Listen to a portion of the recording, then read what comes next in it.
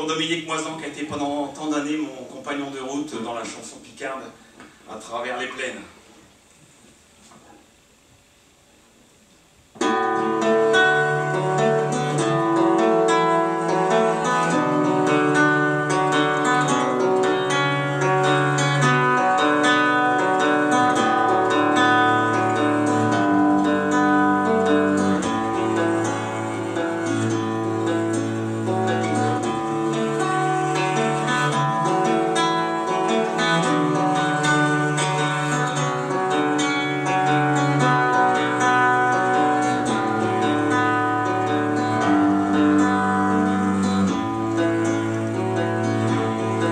Témoignage implacable, une photo sur les plaques de l'avenue à Sainte-Anne de Monsieur Jean-Paul Sartre. Ce souvenir encadré satisfait les curieux qui ne seraient plus étonnés si ce soir des bon Dieu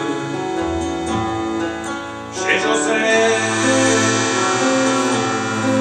à bout des ânes notables, on écoute les pourquoi d'une histoire de notable, de brûler en un toit. Les filles se font vassales, Dieu sait ce qu'elles feront, même si ça finit mal pour quitter le coron. Les mineurs sortent du fond, ils retournent au coron, mais le coron c'est dans le fond, l'usine à la maison. Ils vivent d'une même prière, mais jamais s'ils n'en causent, ils meurent toujours hier de la même silicose. Chez Joseph,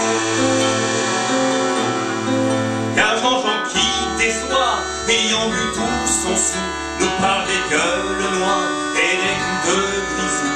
Lui est encore vivant, il a même réussi, puisqu'il vit depuis 30 ans en longue maladie.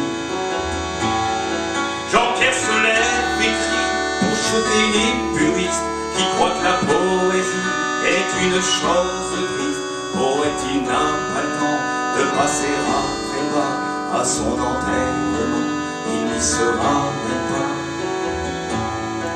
Chez Joseph,